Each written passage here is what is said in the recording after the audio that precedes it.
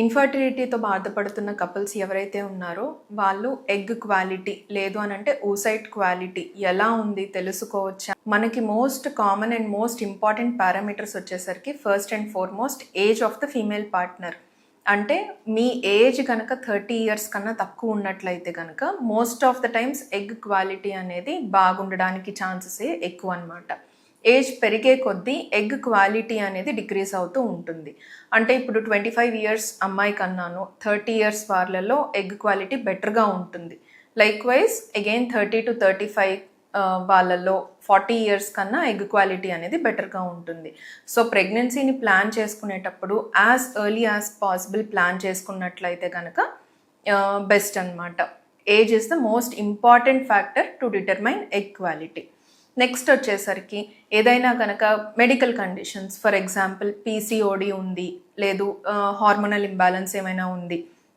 PCOD సమస్య లేదు but still periods అనేవి కొంతవరకు ఇర్రెగ్యులర్గా ఉంటాయి, హార్మోనల్ ఇంబ్యాలెన్స్ బాడీలో ఉంది, లేదు అని అంటే ఎండోమెట్రియోసిస్ అర్లీ స్టేజెస్లో ఉన్నప్పటికీ కూడాను సివియర్గా పెయిన్ వస్తుంది పీరియడ్స్లో అంటే ఇట్ కెన్ బి ఎండోమెట్రియోసిస్ అనమాట. ఎండోమెట్రియోసిస్ అనే సమస్య ఉందా లేదా అనేది కూడాను మీరు చెక్ చేసుకోవచ్చు స్కాన్ ద్వారా.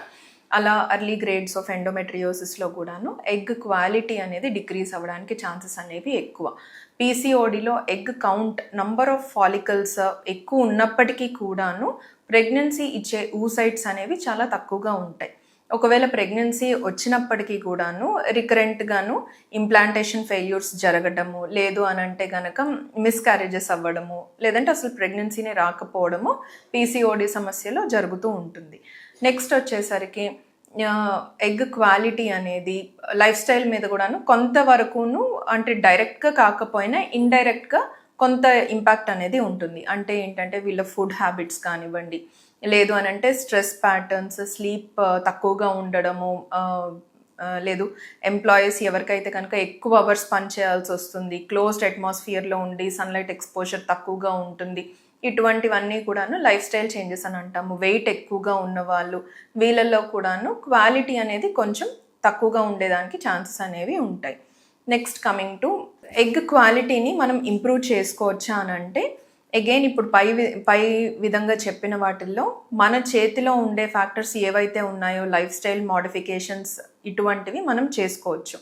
ఇలా కాకుండా పీసీఓడి సమస్య ఉంది, లేదు ఎండోమెట్రియోసిస్ ప్రాబ్లం ఉంది అని అంటే ఏజ్ అడ్వాన్స్ అవ్వకుండా యాజ్ సూన్ యాజ్ పాసిబుల్ ప్రెగ్నెన్సీని అనే దాన్ని ప్లాన్ చేస్తే కనుక మంచిది.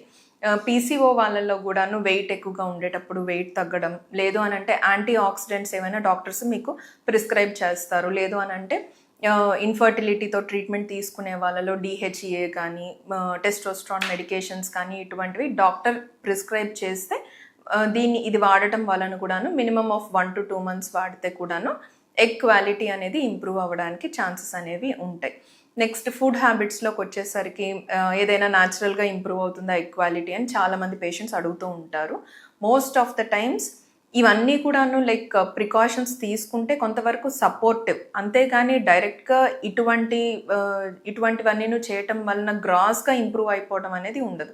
బట్ మెయింటైన్ అనేది ఎగ్ కౌంట్ కానీ క్వాలిటీ కానీ మెయింటైన్ అనేది జరుగుతుంది ఫుడ్స్ వలన. పర్టికులర్గా ఏమేమి ఫుడ్స్ అంటే ఎక్కువగా నట్స్ తీసుకోవడము, లేదు అని అంటే కనుక పంకిన్ సీడ్స్ అని, గ్రీన్ లీఫీ వెజిటబుల్స్ ఫ్రెష్గా మన చుట్టుప్రక్కల అవైలబుల్గా ఉన్న గ్రీన్ లీఫీ వెజిటబుల్స్ తీసుకోవడము, ఫ్రెష్ ఫ్రూట్స్ తీసుకోవడము, ఎక్కువగా మిల్లెట్స్ లాంటివి తీసుకోవడము, హైడ్రేషన్ బాగుండేలాగా చూడడము, స్లీప్ హ్యాబిట్స్ అనేవి రెగ్యులర్గా ఉండేలాగా చూసుకోవడం, ఇటువంటివన్నీను వెరీ బేసిక్ ప్రికాషన్స్ ప్రెగ్నెన్సీ కోసం ట్రై చేసే వాళ్ళల్లో. Thank you.